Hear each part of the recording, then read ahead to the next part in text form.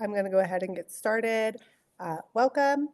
If you have any questions tonight, you can type them in the chat or wait until the end of the presentation and then I will answer questions. Alternatively, you can also email or text me directly if you have a question and you don't feel like sharing with the group, and I will put my contact info in the chat.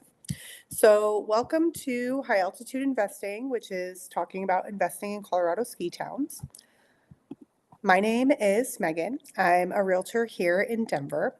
I am from Colorado. I grew up in Durango, which is in Southwest Colorado.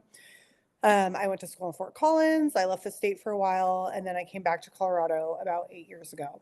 I started investing in real estate 5 years ago and became a realtor 6 years ago. And my goal is to help as many people as I can invest in real estate because real estate investing really changed my life. I've seen it really change other people's lives. And so I'm really excited and passionate about helping people change their lives through real estate. All right, so a little bit about what I'm going to talk about tonight. So I'm going to go over regulations in ski towns across the entire state, as well as the price point that you can expect to see in those ski towns. Lifestyle investing, what that is and why it works well for ski town investing, what drives revenue in these towns, the pros and cons of investing in these towns, and a little bit about Good Neighbor Realty, which is the brokerage that I work at. All right, so where to invest? The state of Colorado is hard as far as short-term rentals because there is no single legislation across the entire state. So some states, they just have, one law for the entire state. Colorado is not like that. Our legislation varies from county to city and to municipality, and so it is different everywhere you go. So in a lot of these ski towns, the regulations can vary widely, even within the town, within the county, et cetera. So on one side of the street, you might be able to legally short-term rent, and on the other side of the street, it might be illegal to short-term rent. So if you're going to invest in these towns, you need to understand legislation or work with somebody who understands legislation, because it's really easy to buy a property that you think might be in an area where you can legally short-term rent and then find out that you can't. So here are some areas in, I'm going to go over some areas throughout the state in which you can short-term rent, and there are caveats to all of these areas. And I'm not going to get too deep into legislation for each area. If you do have questions on each specific area, you can let me know and I'll give you information on them. But I'm just going to give you a general overview. So overall, Summit County is a pretty friendly county towards short-term rental. And in Summit County, we have Breckenridge, which allows short-term rental. We also have Blue River, Dillon, and Silverthorne. Also not pictured is the town of Keystone, which recently incorporated a couple months ago, and they allow short-term rental as well. However, unincorporated Summit County, which is outside of these little towns, does not allow short-term rental. So this is one of those situations where you have to know where the house that you're buying is located so that you make sure that you are allowed to legally short-term rent that property. Moving on, another great area for investing in short-term rental in Colorado and is generally friendly towards short-term rentals is the Roaring Fork Valley. So the Roaring Fork Valley is the area that runs all the way from Glenwood to Aspen and everything in between it. So on the north end, you have Glenwood, and Glenwood does allow short-term rental. It's not on this map, but it does. And then on the south end, you have Aspen and all the little towns in between. So Aspen allows short-term rental. Basalt, Carbondale, and Snowmass also allow short-term rental. And then some of the counties in these areas where they're unincorporated areas allow short-term rental as well. So there's a lot of opportunity in the Roaring Fork Valley. Moving on to Grand and Routt County. So Grand County is very friendly towards short-term rental. Grand County allows short-term rental, and as well as the county allowing short-term rental, Winter Park and Fraser allow short-term rental as well. And out in Routt County, we have Steamboat Springs, and while their regulations are a little more complex, Steamboat Springs also allows short-term rental. And moving on to Eagle County, which is Avon and Vail, and they both allow short-term rental. A little caveat to this. So there are some areas that are not pictured that I would call ski town adjacent towns. So investing in ski towns can get pretty pricey. I understand that that is not within reach for everyone, and sometimes people want to be able to buy a single family home and not have to pay a couple $1,000,000 for that. And there are some towns that are ski town adjacent to these towns. An example that I could give is Alma and Breckenridge, also like Granby and Winter Park is another example of that, where the price points are a little bit lower. You might be able to buy a single family home. You're not going to be right next to that ski resort, but you're within maybe a 15 to 30-minute drive, and it's more affordable. So there are also some good options in these ski town adjacent towns to invest if you want a lower price point and you're okay with a little bit of a drive to ski town. I won't go over all of that tonight, but if that is something that you're interested in, you can ask a question at the end. You can message me about it. I'm happy to share more information on that. All right, so getting into some of the prices and the average prices across these ski towns. So I'm going to go over condos and townhomes first, and then I'll go over single family homes next. So starting with condos. And if you have a question, can you please wait till the end, and then I'll answer everyone's questions.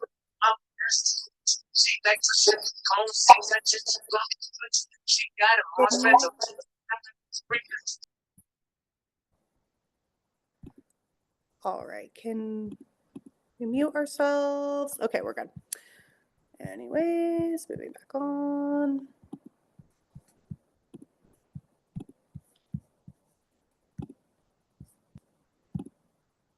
All right, sorry for the interruption. All right, so condos and townhomes, ski town prices. So at the 400 to 800K price point, the places that you're going to be able to buy a condo and townhome in the state are going to be Winter Park, Fraser, Keystone, Dillon, and Silverthorne. You might be able to find something in Breckenridge in the 500K range, very rare. At the 600K to 1 million price point, that opens up Avon, Vail, Beaver Creek, Breckenridge, Blue River, Carbondale, Basalt, and Steamboat. And at the 1 million plus price range, it'll open up Aspen and Snowmass for condos. So looking at single family homes, it is hard to find a single family home in a ski town that you can short-term rent for under $1 million. If you do find one of those, it's a great deal. I would buy it immediately. So looking at the 900 to 1.5 million price point for single family homes, you're going to be able to look or afford. Sorry, Dillon, we cannot see the screen though. Oh, thank you. Wonder what happened there. There is. Thank you. Allow share screen. Share entire screen. Are you able to see it now? It's loading. No. It's loading. No? Okay. Sorry, I'm not sure. One moment.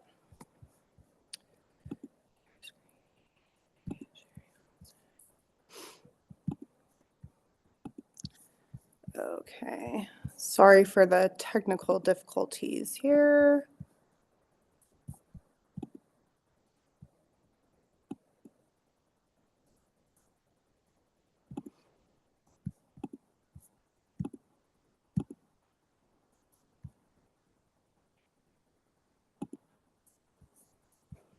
Okay. Can you guys see it now? Yes.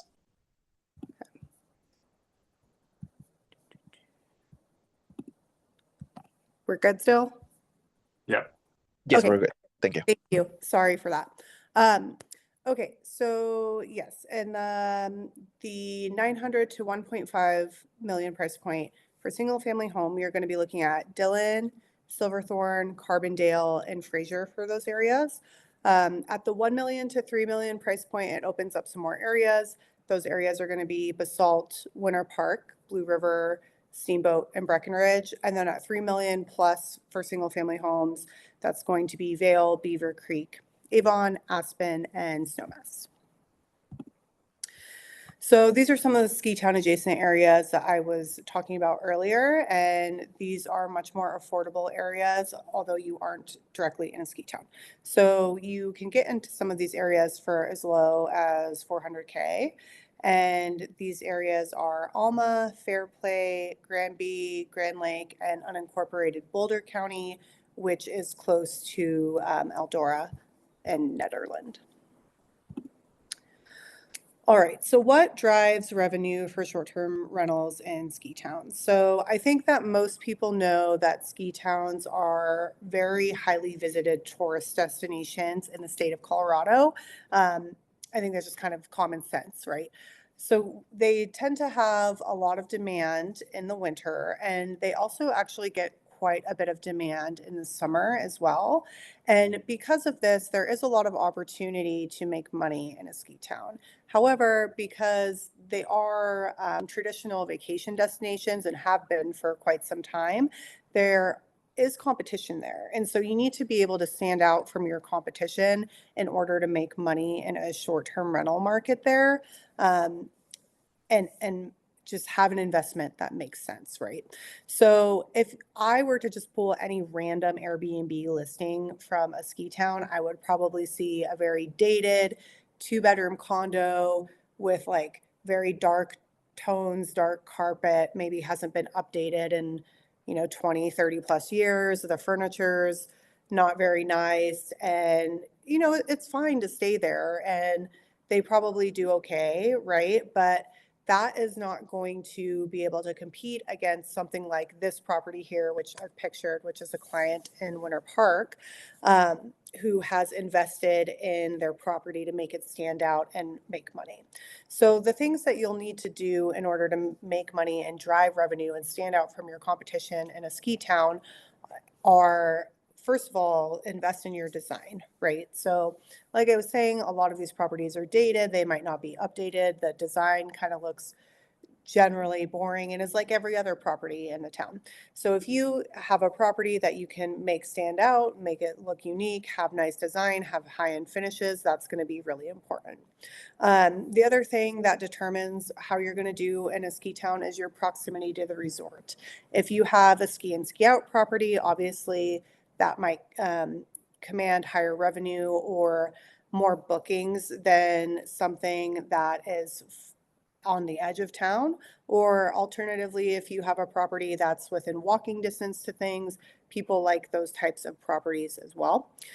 The other thing is your amenities. So you can see in the picture here, they have a hot tub, they have hanging chairs, and those are nice amenities to have. You almost always need a hot tub in a ski town property. People find that important. The other things that drive revenue are the size of the property. So what we call heads and beds. So how many heads can you fit in beds? So how many people can you sleep overnight, essentially? Another thing that's really important is mountain views. People tend to like mountain views when they're coming on vacation. Your outdoor spaces. So do you have a fire pit? Do you have like a little patio people can sit on, enjoy outside, maybe in the summer, or if they want to, drink a hot beverage in the winter? Those things are important as well. And also unique properties and offerings. So if you have a unique property, let's say you have a cute little A-frame out by Breckenridge or Alma, a property like that is going to be attractive to people because it's unique. They're going to want to stay there and you can get more bookings and more revenue than other people, than your competition. Also, your photography, you need professional photographs. They need to be high quality. There's no question about that. All right, so some pros and cons of investing in a ski town. So some of the pros are there are really strong appreciation in these markets. If you look at these markets compared to the rest of Colorado over time, they've appreciated very strongly. They're the strongest appreciating markets in the states. Also, AirDNA, which is a platform that looks at all the short-term rental data for the entire country, just released like the top 10 revenue growth markets in the country, and I think 6 of them were ski towns, and like I think Vail was on there, Durango was on there, I think Breckenridge. There were several Colorado ski towns that have grown the most for revenue in the country. Those markets are in Colorado, they are in ski towns. So that's great. The other thing about these markets is there's lots of demand, and there's lots of people coming to these markets consistently. There's always demand for these markets. In the summer and the winter, they're great. These investments can make a really good lifestyle investment. So if you're looking for a property that you want to have personal use and that you get enjoyment out of as well, these can be a great option for you. It's also really easy to find existing short-term rentals in these markets because since it is a vacation destination and there are a lot of short-term rentals in this market already, people will sell, and it's easy to find a short-term rental that's existing that maybe you can update, do some nice things to, add amenities to, and have it make more money with less effort than just buying a house and starting from scratch. The other great thing is because these markets have really strong appreciation and there's limited inventory, there tends to be really good resale demand in these markets. In a smaller market like this, there's just not as many properties as in a big city like Denver. So the properties tend to hold their value and they have better demand when you go to resell. The other thing is that there's really good tax reduction opportunities. Buying a short-term rental can get you, I won't go too far into it. If you want to know about it, you can send me an email with like the subject tax and I'll tell you more about it. But basically, there is a way to buy a short-term rental, get real estate professional status, and then offset a large amount of your income with depreciation from this rental, and it can save you a lot of money on taxes. And this is a great strategy, especially for people who are high employed W-2 earners. Also, the good things about this market is that it's downturn resilient. Typically, people coming on vacation to like Vail or Aspen or Breckenridge on a ski trip or, going in the summer, they have a lot of money. So if the market or the economy isn't doing that well, they still typically have the money to go on those vacations. So some of the cons of these markets are they are expensive. I don't think that's a secret. I think everyone knows it. I think it's, we know that properties in these markets, they're not cheap, right? And since they are vacation destinations and there is a lot of demand for them, there is a competitive market. There is competition there. There are other STRs there. You are going to have to put money and invest into making your property unique to stand out from the competition. The other thing that happens in these markets is there's pretty strong seasonal demand. So winter, there's really good demand. Summer, there's really good demand. And then what we call mud season. So you're talking about when the ski resorts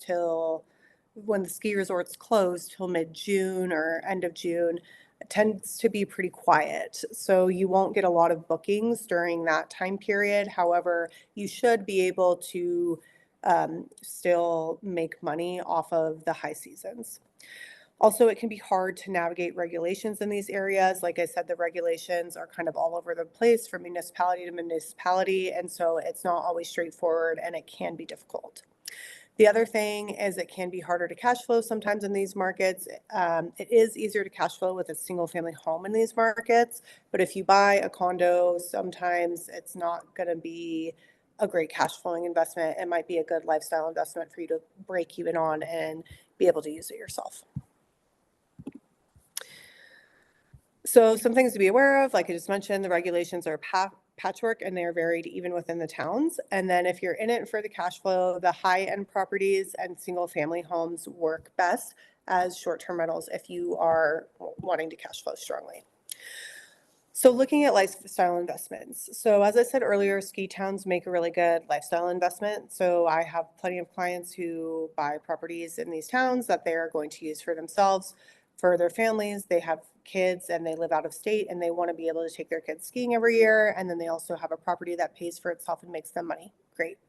Also have clients who want to eventually live in these towns part-time, like, live in Colorado in the summer, live in Florida in the winter. Also a great strategy. Or people who are looking to retire in these towns eventually, like the idea of buying something as investment now, letting it pay for itself, and then when they're ready, they can move into it.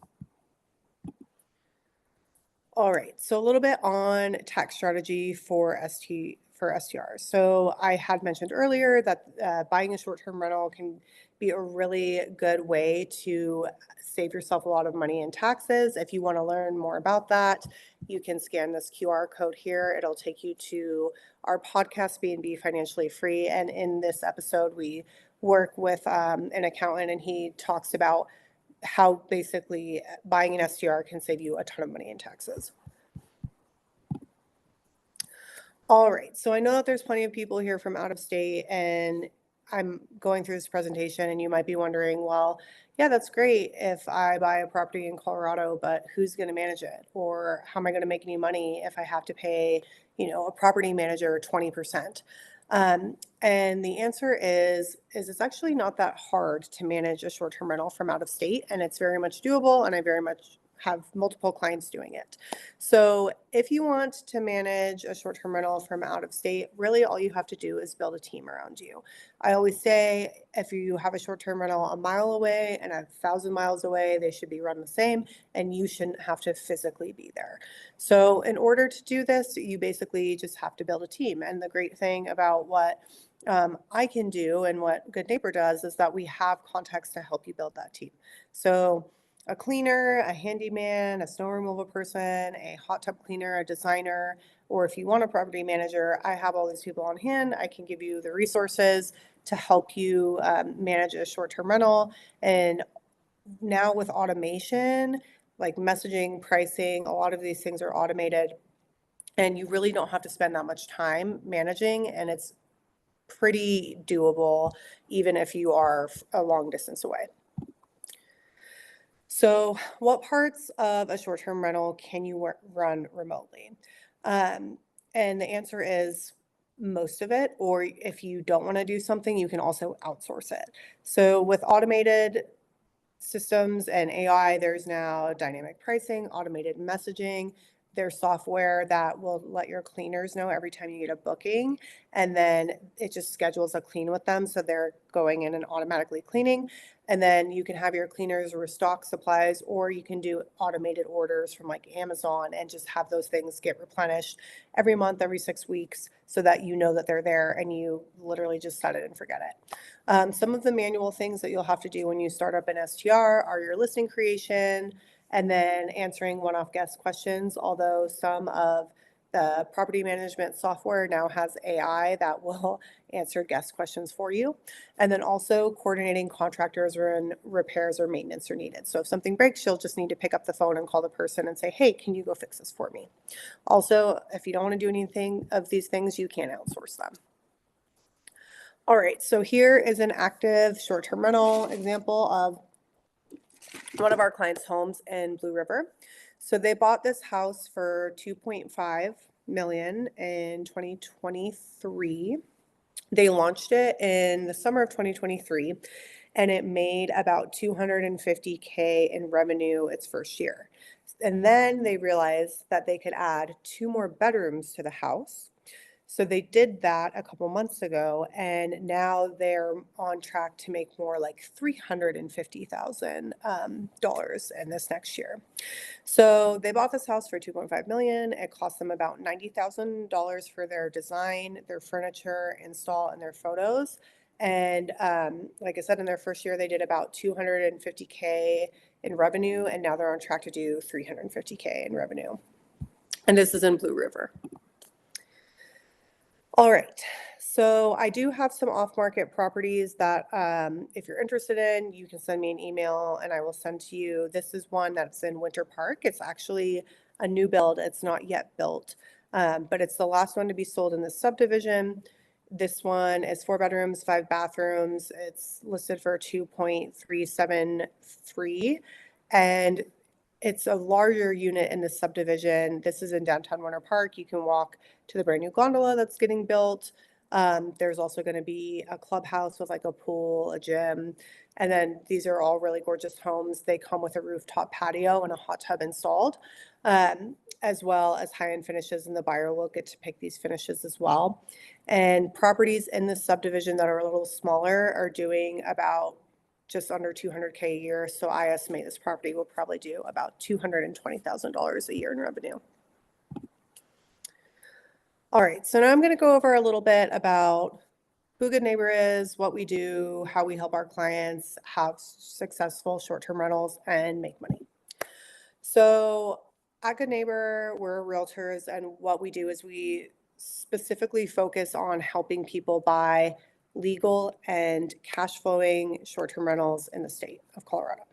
So what we do is we will help you from finding out what kind of property you want, where you want to have it, how much money you're hoping to make a year, if you're going to use it or not, your lending options, your revenue potential, all those things. Once we figure that out, then we'll go into like searching and property analysis. So we'll start looking at properties, analyzing properties, figuring out how you can finance them, your exit strategies, all these different things. Once you find a property you like, help you secure it, do all the realtor things and help you buy the property. And then once you are closed on the property, we help you launch your property so that you can be a short-term rental host and be successful in that. So we have a course that we give to all of our clients that has like 30 hours of video recorded, as well as a whole bunch of PDF documents.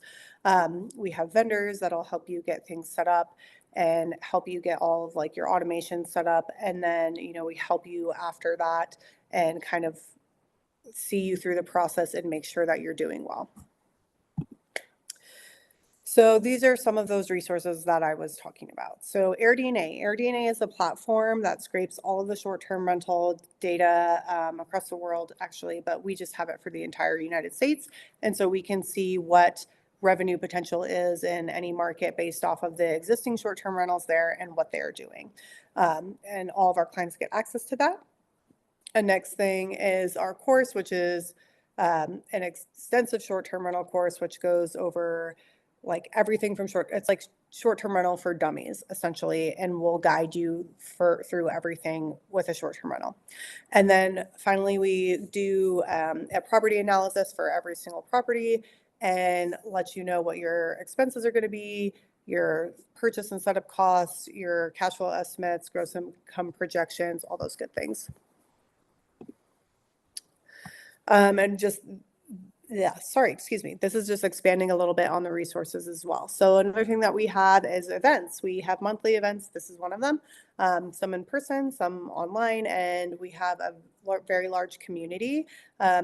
When you're getting started in real estate investing, it's really good to be around people who also want to be in real estate investing or have done it, what you were trying to do before.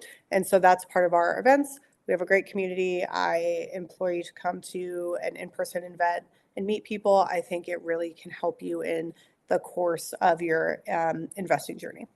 Also, the short-term rental pro course, we underwrite properties. We have seller and buyer's guides for our clients, as well as a podcast, the AirDNA, and then the contractors, like I mentioned earlier. If you are interested in a short-term rental course, I do have a QR code here, and then you can get 50% off if you use the code, which is my name, Megan. And then finally, this is a way for you to contact me. Thank you for joining the webinar today. I'm sorry for the technical difficulties midway. I'm going to go ahead and open it up for questions and answer any questions. And once again, if you have a question that you don't feel comfortable sharing with the group, you can just shoot me an email or a text, and I'm happy to respond to you that way as well.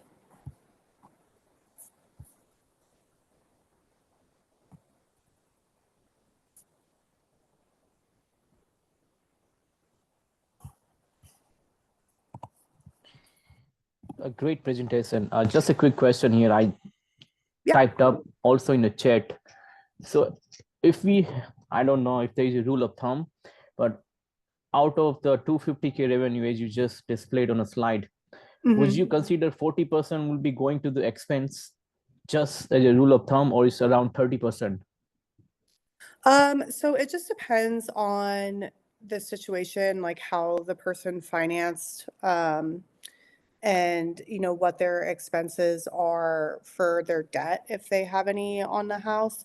But typically, the taxes and your insurance are taxes in Colorado aren't that high. Insurance has been getting higher.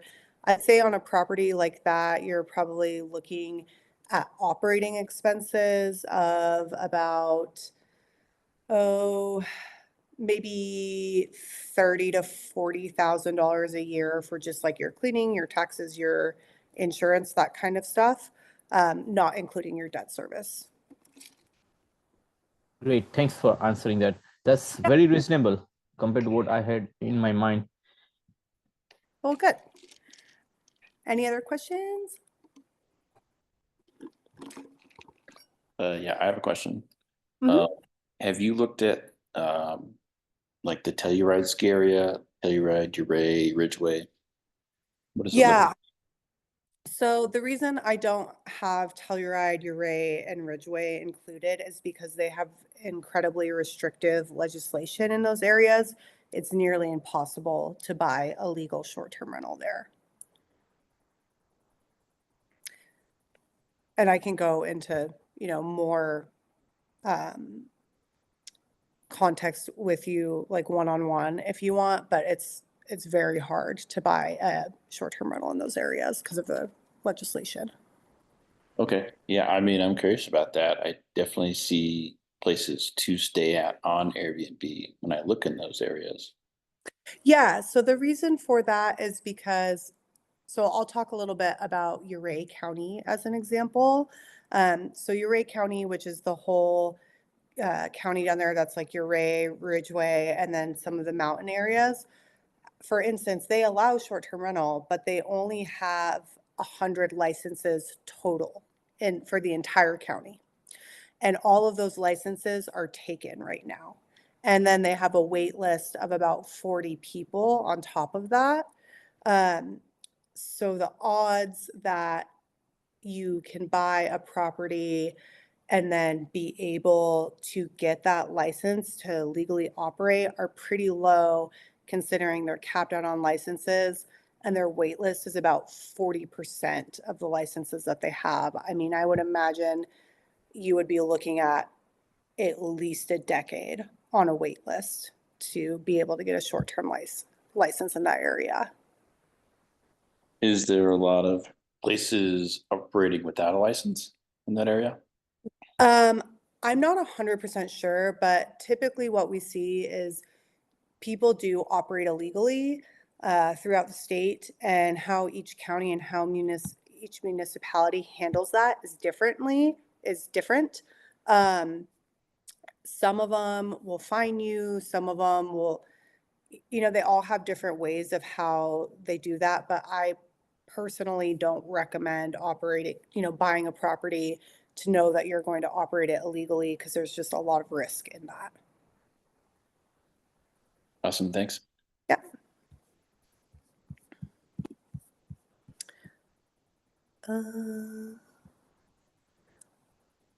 All right, any other questions? One more question from my side. Yeah. So out of all the cities which you displayed, Dillon, Silverthorne, one part, second is Eagle County, Well, and third, Aspen, Snowmass area. Which out of those has the least restriction on short term?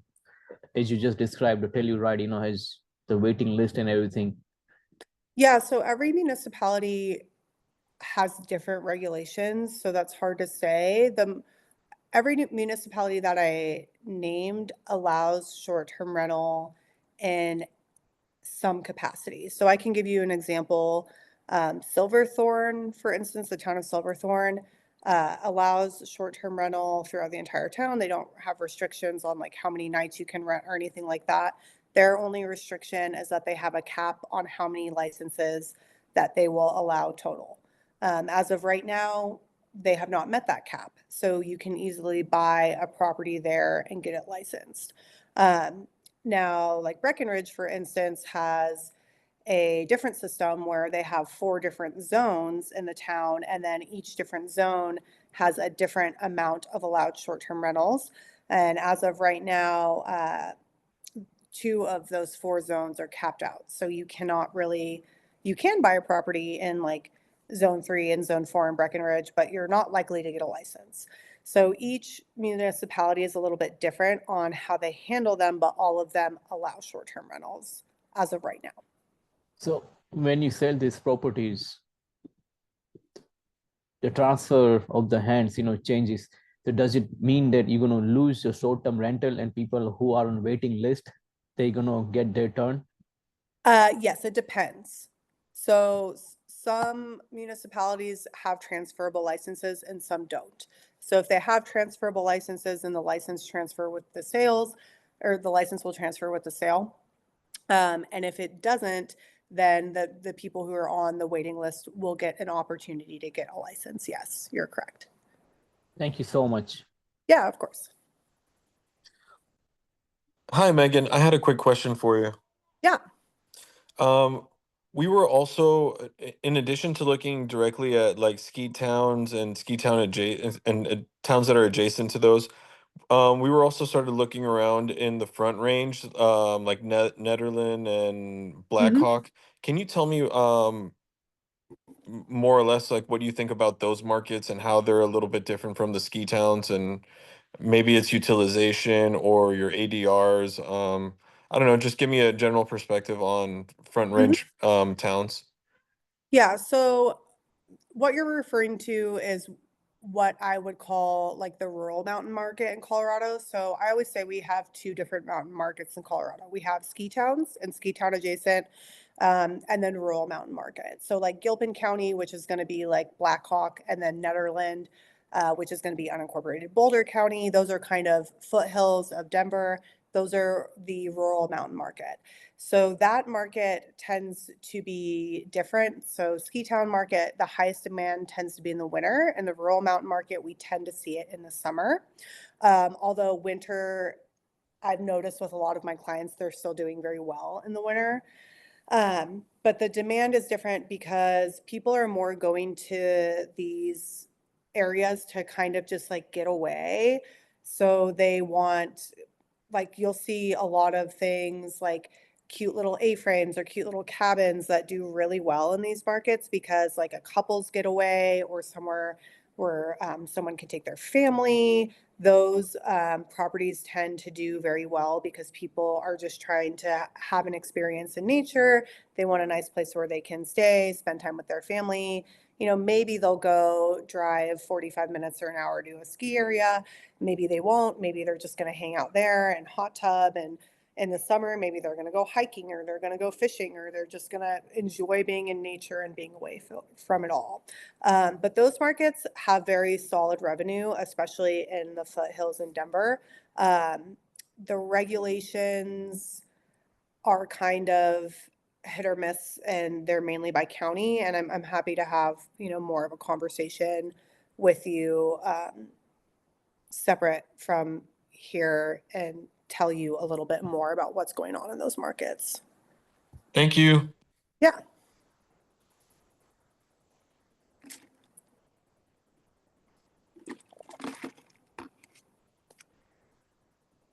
All right. Any other questions?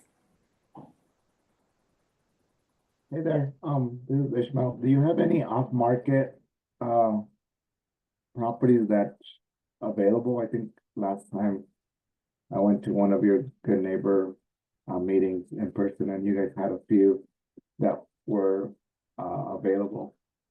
Yeah, so I have a couple right now. I have that one in Winter Park that I showed. I have a townhome that can be like 2 units in Vale. I have a really pretty home in Bailey, which is more of that rural mountain market. And then, oh man, I think there's one more, but it's slipping my mind. I can email them to you. Okay. Yeah. Thank you. I put a question in the chat. I'm not sure if you're able to see it, but just a little bit about risk and expansion. Yeah, I'll read that.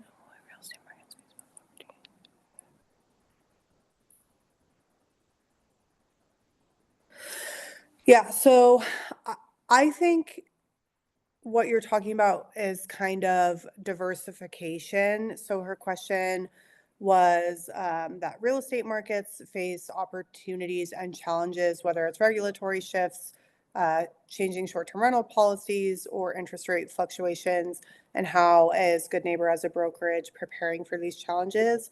And are we going to expand into other states to mitigate risk and capture new opportunities? The answer to that is, I think, eventually. Right now, we have a lot going on in the state of Colorado, and in order to expand into other states, we need more people, like boots on the ground in those areas. We have started to find other brokerages in other states that are doing or have a similar business model to what we do here, which is helping educate people on short-term rentals and, buy them and be successful in them while also buying legal short-term rentals. And so we are connecting with those brokerages and, making those connections in other states. I think eventually we will expand to other states. Right now, we're just contained to Colorado.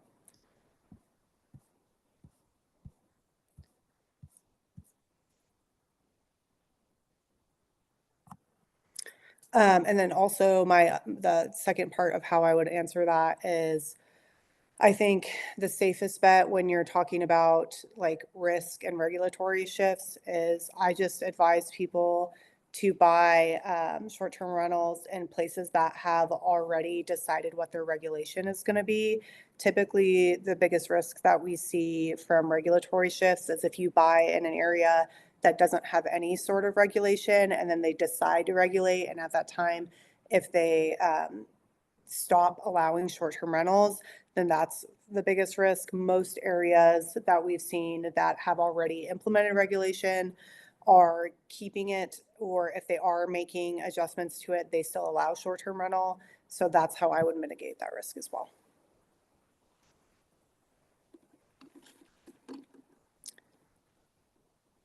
Alrighty, any other questions?